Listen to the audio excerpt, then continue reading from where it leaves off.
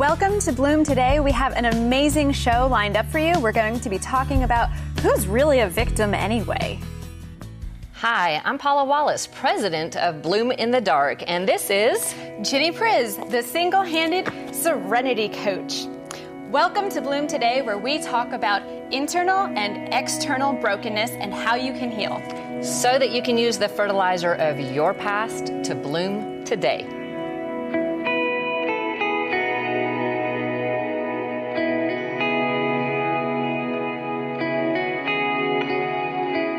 Welcome, everybody. Today we're going to talk about who's a victim anyway. That's an interesting subject, isn't it? Especially because we're both wearing ex-victim shirts. Yes. Does that mean that you were a victim once? Absolutely. Really? Yes. And I think I might be wearing my shirt because I might have been a victim once Were too. you? Yes. Yeah, I don't know. Otherwise, it would look pretty funny for me to wear a shirt like this, don't you think? I think so. So there's so much talk these days about abuse, and some people are of the mind that nobody's really a victim. It's really their own fault, and they blame and shame the victims. And other people think that everybody's a victim, and that once you're a victim, you're always a victim. And we don't agree with either of those, do we, Ginny? Absolutely not. So we're talking about the fact that there really are victims. There are many victims. This world is broken, so eventually, somehow, some way, we will be a victim of someone or something. So who's a victim anyway is a really good question to ask, because when we're in denial, one of the things that we constantly tell ourselves is, I wasn't a victim. Of course. Because it only happened once. Sure. They didn't really mean it. They didn't mean to hurt me, so I must not be a victim. Well, and the frying pan in the face that ended me in the hospital was not really abuse. Of course not. Why would it be? Because they apologized for it afterwards, didn't they? Well, and they bought candy and flowers to go with the fact apology. that my face might have been smashed. Now, mind you, that wasn't my particular story, but I still had a lot of places where other people told me that I wasn't really a victim. Sure. I had the same thing told to me, that nothing happened. Why are you upset? What's going on with you? What's your problem? You're just being overly dramatic. Stop being so emotional. Nothing actually happened. You're just super sensitive. And the fact that these bad things happened that left me hurting and suicidal and broken is just me overreacting to those circumstances. And I just need to get over it, get a life. Right. How about you? Absolutely. Get over it. Get over it.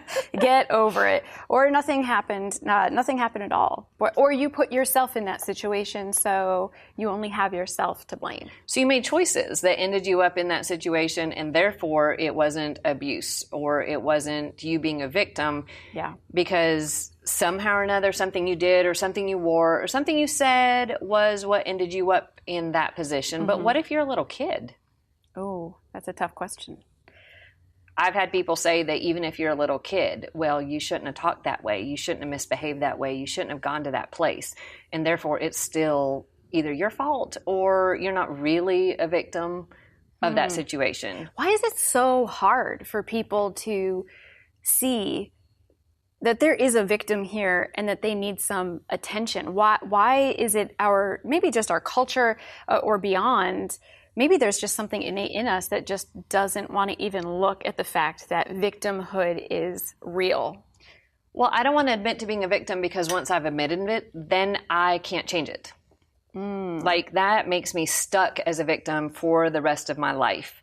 And if I don't want to be labeled a victim for life, then it's just best to pretend it never happened, to never admit it, and that way I keep that label off of me. Living in denial. Let's just pretend it didn't happen. And then life is easier. I can just sweep it under the rug. Well, it's easier for everybody else, at least.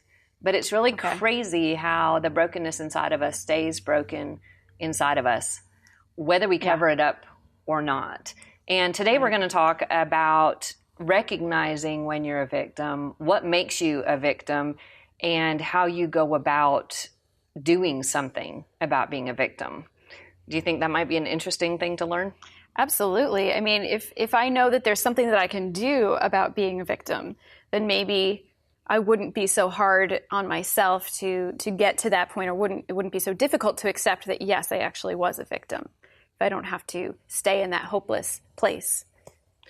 So let's start out by identifying what might make you a victim.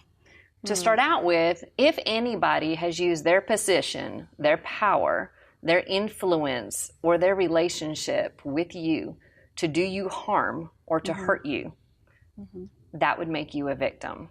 Sometimes we're even a victim of our own damage, where we have, through addictions, through self-harm, through different things, we have become victims of our own vices, of our own brokenness. And so many times when we're looking at what makes us a victim or not, we're not actually taking into account the different influences and things that make us a victim. So if somebody's bullying me in school, does that make me a victim? Well, usually that person is bigger or stronger or smarter or in some way or another capable of doing me harm. What if it's my husband? Does that make me a victim? What if they are saying very damaging things or taking money away so I can't buy groceries or food? Or what if they just hit me sometimes? Or what if they're drunk when they hit me? We have to learn to appreciate and understand that if I am hurt and if I am broken, if there's a place that is really damaged inside of me, then all those excuses don't really matter. I've been a victim in some way, and I need help in healing. Absolutely.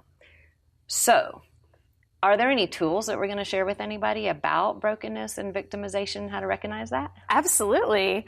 You can definitely download the tool if you want to go a little bit further into this. There's a coaching tool at bloomtodaytv.com, and everyone who downloads that tool is entered into a drawing to receive this week's giveaway. So this week's giveaway, Ginny, why don't you talk about this beautiful book that has this picture of a redheaded girl on the back of it? With one arm. That's me. My picture looks a little bit like this. Oh, I see. That's where that comes from. Yes, this is my garden shield. No, it's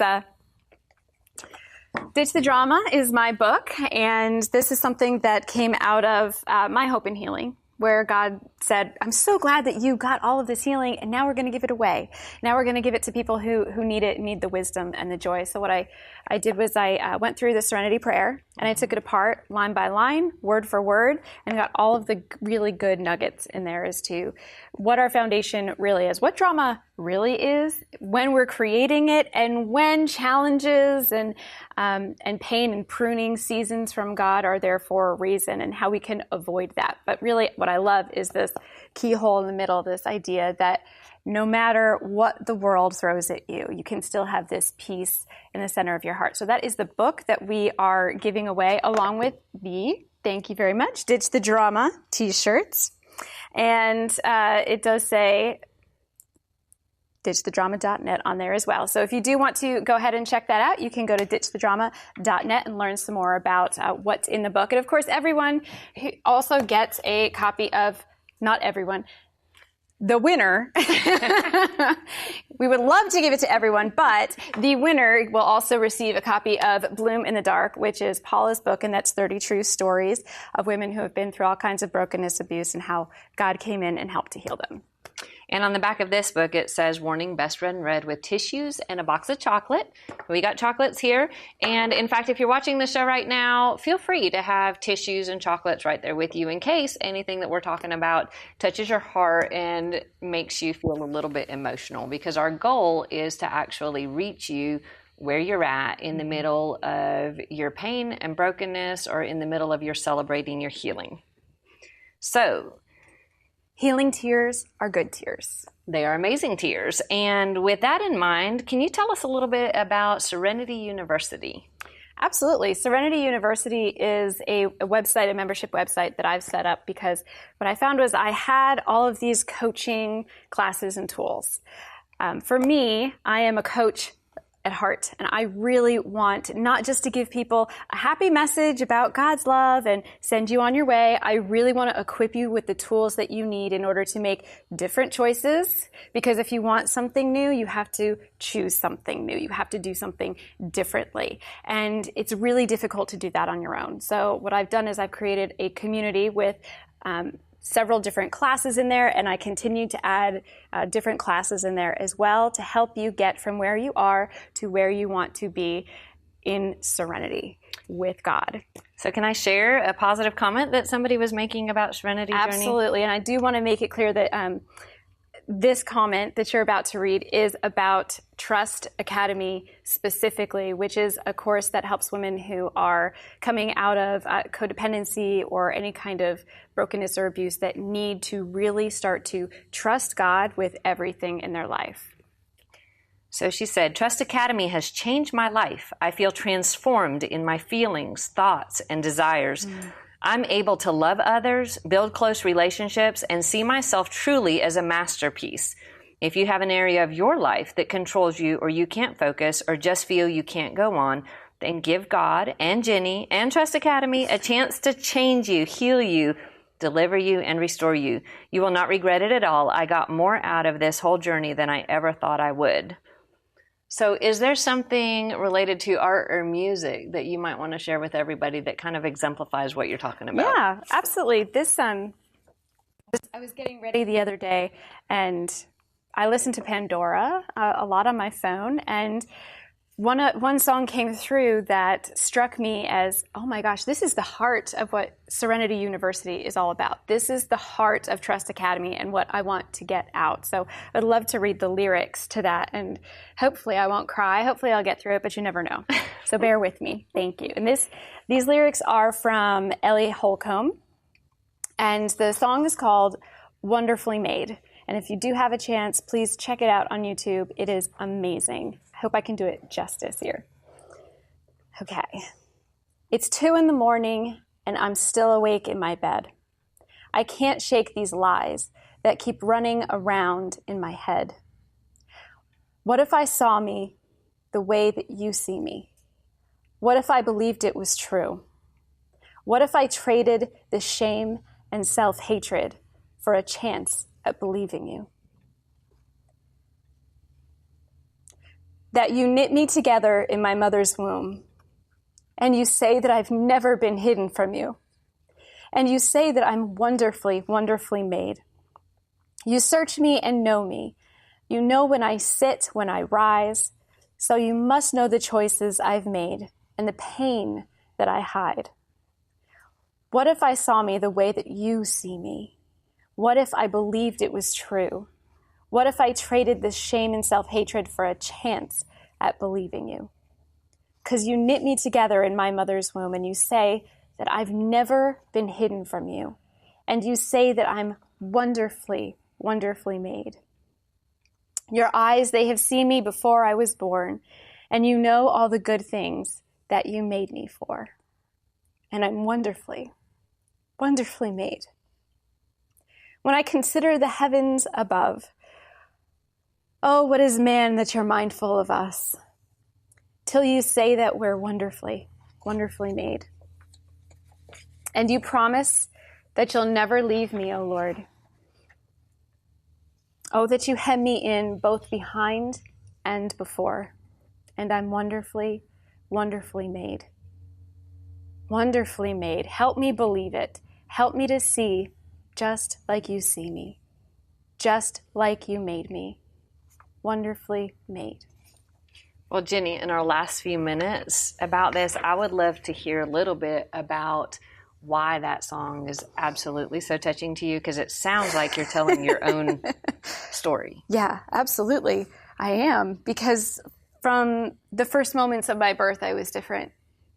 And when I was born, they didn't have the power of all of the sonograms, the 3D sonograms and everything that happens now. So the first time my parents knew I was different was when I was first born. And I was 10 days late. So they were more than ready to have me out in the world. And here I was 10 days late and missing a part of my arm. I mean, I was in there cooking long enough, you'd think that it would be okay, but no. This is the way God made me. And that's how my parents told me when I said, why am I like this? Why am I like this? Is there a disease? No, this is just the way God wanted to make you. So tell me about how that makes you almost handicapped. That makes me almost handicapped because a lot of times people associate my kind of difference with amputation. And a lot of times people will think that I have had some kind of amputation.